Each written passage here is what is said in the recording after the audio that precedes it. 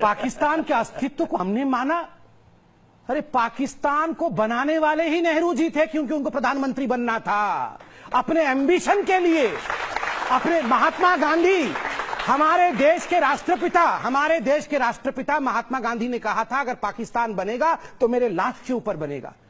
और कितना नहीं समझाया आदरणीय जवाहरलाल नेहरू जी को कि बिल्कुल मत बनने दो पाकिस्तान, मगर रूठ के बैठ गए जवाहरलाल नेहरू कि मुझे प्रधानमंत्री बनना है।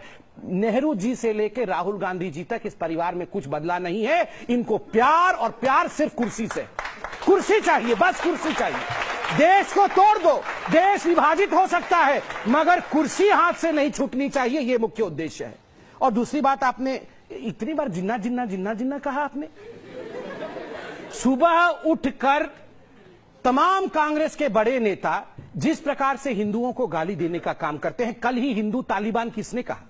हिंदू तालिबान बना रहा है। हिंदू तालिबान बन सकता है क्या? मैं इस्लाम से भी और हिंदुइज्म से भी प्यार करता हूं, किसी के प्रति वैमनस्य नहीं रखता हूं। मैं इस्लाम के खिलाफ कभी नहीं कहता हूं, लड़ता जरूर हूं जो ट्रिपल तलाक के साथ खड़ा नहीं होता है, मगर इस्लाम के खिलाफ नहीं कहता हूं। मगर रोज पानी पी पी कर कांग्रेस वाले हिंदू को कहते तू आतंकवादी है, तू हिंदू तालिबान है, हिंदू पाकिस्तान बन जाएगा। मैं आपसे पूछता हूं, कभी भी हिंदू पाकिस्तान बन सकता है क्या? तो ये रोज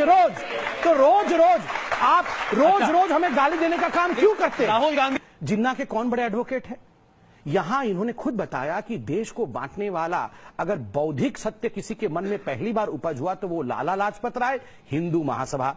और उसको आगे बढ़ाने का काम किसी ने किया तो वीर सावरकर, वो वीर सावरकर जो 10 वर्षों तक कोल्हू की बैल की तरह अंडमान निकोबार आइलैंड के जेल में सड़ रहा था और एक ही कमरे में बंद करके रखा गया था। उसका भाई भी वहीं पर था, 10 वर्षों तक जान भी नहीं पाए कि मेरा भाई बगल वाले कमरे में रहता है। उस वीर सावरकर को गाली देने का काम।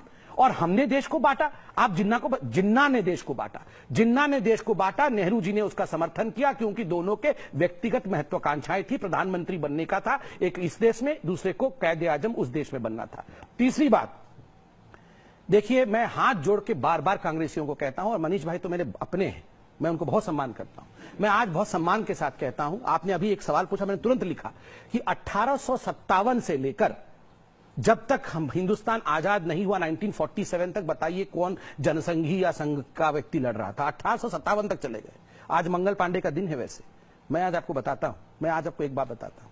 1857 में हो सकता है आदरणीय सोनिया जी के परपिता लड़ रहे होंगे, हो सकता है कि उनके परिवार के लोग लड़ रहे होंगे। मैं एक बात बहुत दिल से बता रहा हूं मनीष जी, आपके भी परिवार के लोग लड़ रहे होंगे, क्योंकि आप इस मिट्टी के मूल निवासी हैं। सौरभ भाई के भी परिवार के लोग कहीं ना कहीं लड़ रहे होंगे। मेरे भी परिवार के लोग उड़ीसा के किसी गांव में अंग्रेजों के खिलाफ बगावत कर रहे होंगे, चाहे छोटे आकार में या बड़े आकार में।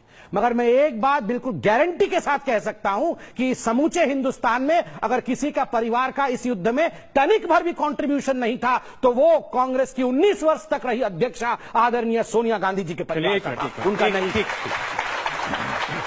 में मान लेते हैं कि जो कहा ठीक कहा, सिकंजी बेचने वाला को इतना बड़ा अवसर मिला कि वो कोका कोला बेचने वाला बन गया।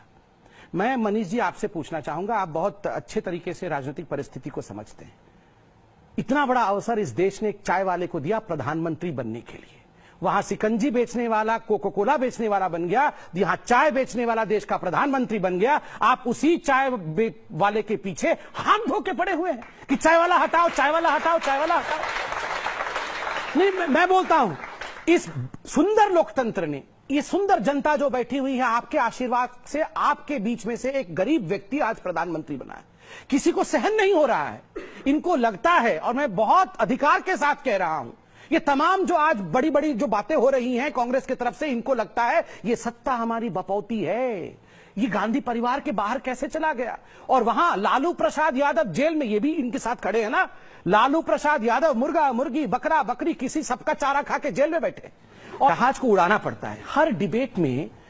अभी भी स्वतंत्रता संग्राम को लेकर देखिए, आप कांग्रेसियों से बात करेगा तो एक बात ही कहेंगे, नेहरू जी, इंदिरा जी, राजीव जी, सोनिया जी और राहुल जी। उससे बाहर आपने कभी सुना है इन्होंने नरसिम्हा राव जी का नाम ले लिया या किसी और का नाम ले लिया? किसी का नहीं। इनका बस चले तो ब्रह्मा विष्णु महेश बना के ये गांधी परिवार के 3 लोगों को खड़ा कर दिया। और इन्होंने कहा कि हाँ वित्त मंत्री, एक कौन वित्त मंत्री है पादुका रख के? अरे मैं आपसे पूछता हूं, 10 वर्षों तक मनमोहन सिंह जी थे, पता चला कौन प्रधानमंत्री है? 10 वर्षों तक मनमोहन सिंह जी थे। और मेरा एक फेवरेट डायलॉग है, जब भी मनमोहन सिंह जी से पूछो, मनमोहन जी पैसा लुट गया, देश खत्म हो गया, मैनू की पता, मैडम को पता है, मैनू की पता। पूछा कि क्या आपने कभी लिंचिंग शब्द सुना था? सही बात है, मैं भी 2014 की पहली बार फिर डिक्शनरी देखना पड़ा लिंचिंग, क्योंकि हम गांव के छोरे हैं, देखना पड़ा लिंचिंग का अर्थ क्या है। मगर 84 में ये जो सिखों के गर्दन में टायर डाल के जलाया जा रहा था, उसको क्या कहते थे? पूजन। उसको क्या कहते थे? सम्मान करना। देखिए इस विषय पर आप लोग नहीं, कोई नहीं हंसेगा। सुनिए। हाँ, उसको क्या कहते थे मनीष भाई? आप तो दिल्ली में रहे हैं, और मैं उस समय थोड़े समय के लिए बोकारो गया था। दिल्ली और बोकारो दोनों की जो परिस्थिति थी, आप विश्वास नहीं करेंगे। सड़कों पे महिलाओं को, प्रेग्नेंट वुमेन को निकालकर और सिखों को निकालकर टायर डाल के उनको जला दिया जाता था, और कांग्रेस के लोग खुद खड़े होकर उसका निरीक्षण करते थे कि कोई सिख बच तो नहीं गया। और आज आप हम पे तंज कस रहे हैं लिंचिंग को लेकर। मैं आप निहत्थे कार सेवकों को, 70 कार सेवकों को एक ट्रेन के डब्बे में बंद करके आप जला देते हैं जिंदा। उस दिन, जिस दिन ये कांड हुआ था, मैं पार्लियामेंट में सेशन चल रहा था, मैं देख रहा था। किसी पार्टी ने उस दिन, कांग्रेस पार्टी की खुद सोनिया जी बैठी हुई थी, एक शब्द उन कार सेवकों के लिए नहीं बोला कि मुझे दुख है। आप क्या सोचते हैं? मैं नहीं चाहता कि किसी भी धर्म से कोई व्यक्ति मारे, किसी और को मारे, दंगे नहीं होने चाहिए।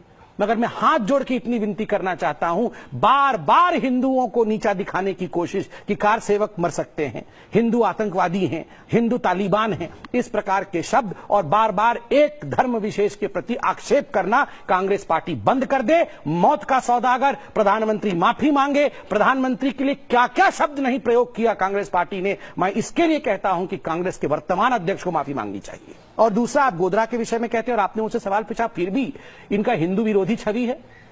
ये हिंदू थे कब? आप बताइए मुझे। जब 2014 में एंटनी कमीशन की रिपोर्ट आई और एंटनी कमीशन ने कहा कि हम एक मुसलमान पार्टी दिखना शुरू हो गए हैं, बदलना पड़ेगा, तब राहुल गांधी भागे, जनेऊ लाओ, जनेऊ लाओ। तुरंत जनेऊ खोल दिया है, तुरंत जनेऊ खोल के, हाँ हम मुस्लिम पार्टी है। देखिए, बदलते हुए मौसम का बदलता हुआ फसाना हूं मैं, बदलते हुए मौसम का बदलता हुआ फसाना हूं मैं। गुजरात में जनेऊधारी तो यूपी बिहार में मौलाना हूं मैं। कि इन्होंने कहा कि ये किसी धर्म के नहीं है, ये सब बहुत ब्रह्मा जी जैसा रूप धारण किया इन्होंने कि हम ये भी हैं, हम वो भी हैं, हम वो भी हैं, सब कुछ है। जब बाटला हाउस एनकाउंटर में आतंकवादी मारा जाता है, तो मैं नहीं कह रहा हूं, सलमान खुर्शीद कहते हैं सोनिया जी सो नहीं पाई, 3 दिन तक खूब रोई आतंकवादियों के मृतक शरीर को देखकर। उस समय वो हरा रंग, भगवा रंग, अशोक चक्र कहां चला गया था उस समय? और जब 26/11 में पाकिस्तान आके अटैक करता है होटल के ऊपर, तो दिग्विजय सिंह जी तुरंत उसी दिन शाम को जाके किताब रिलीज करते हैं, 26/11 आरएसएस की साजिश, पाकिस्तान को क्लीन चिट। उस समय कहां चला गया भगवा झंडा? कहां चला गया जो ब्रह्मा का रूप आपने धारण किया था, वो कहां चला गया? और 2008 में जब राहुल गांधी जी टिमोथी रॉजर, जो कि यूएस के एम्बेसडर थे, उनसे मिलते हैं, तो कहते हैं मुझे एलईटी से डर नहीं है, हाफिज सईद वाला एलईटी से डर नहीं है, मुझे हिंदुओं से डर है। और उसके बाद तुरंत पी चिदम्बरम, सुशील कुमार सिंधे, हिंदू आतंकवाद सुबह से शाम तक तोते की तरह रटना शुरू कर देते हैं। उस समय तो उनको तिरंगा दिखता नहीं है, और टीवी डिबेट में आके हम ब्रह्मा विष्णु हैं, हम कोई धर्म के नहीं है, मैं विराट रूप धारण कर लूंगा, प्राणी मात्र से मैं प्यार करता हूं। अरे प्राणी मात्र से प्यार नहीं करते हैं, निर्जीव कुर्सी से ही प्यार करते हैं। बस कल का दिन लेकिन बहुत